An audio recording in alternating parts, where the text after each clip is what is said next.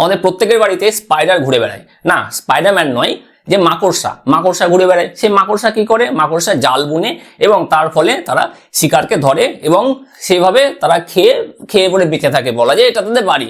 কিন্তু এর জন্য আমাদের প্রচুর সমস্যা হয়। এই যে তন্তু থাকে, মাকড়সা যে তন্তু তৈরি করে, সেই তন্তু কি শুধুমাত্র আমাদেরকে বিরক্ত করার জন্য? আমি বলছি তো এই যে মাকড়সা যে তন্তু দিয়ে জাল বুনে, সেই তন্তুর যদি সমান পরিমাণ মানে সমান ওজনে যদি স্টিল নেওয়া হয়, তাহলে সেই স্টিলের থেকেও কিন্তু এই মাকড়সা তন্তুর স্ট্রেংথ বেশি, মানে স্টিলের থেকেও শক্ত, লোহার থেকেও বেশি শক্ত। আর এই স্ট্রেংথকে কাজে লাগিয়ে বিজ্ঞানীরা কি করেছেন? বুলেট প্রুফ জ্যাকেট, প্যারাশুট আর স্পেসের বিভিন্ন ইনস্ট্রুমেন্ট বিজ্ঞানীরা তৈরি করেছেন। কিন্তু প্রকৃতিতে এর অস্তিত্ব খুবই অল্প, এতটাই অল্প যে বিজ্ঞানীরা এই দিয়ে যে কিছু তৈরি করবেন সেটা পর্যাপ্ত নয়, একদম অপর্যাপ্ত পরিমাণে। এই জন্য বিজ্ঞানীরা কি করছেন?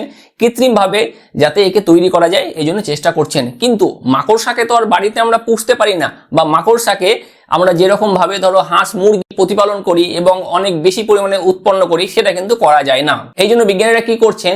এই যে মাকড়সা জিন আছে, মাকড়সা জিনকে বিভিন্ন ব্যাকটেরিয়ার মধ্যে ইনজেক্ট করছেন এবং সেখান থেকে কি হচ্ছে? সেখান থেকে এই তন্তুকে উৎপাদন করা হচ্ছে এবং কাজে লাগানো হচ্ছে। তার মানে স্যার আপনি বলতে চাইছেন যে মাকড়সার যে ঝুল, যেটাকে আমরা একদম মনে করি যে এটা ফালতু জিনিস, শুধুমাত্র আমাদেরকে বিরক্ত করার জন্য এটা মাকড়সারা তৈরি করে, তা নয়, মানে এটারও কাজ আছে, কিন্তু আমি কোনো কাজে আসতে পারি না, আমি বেকার,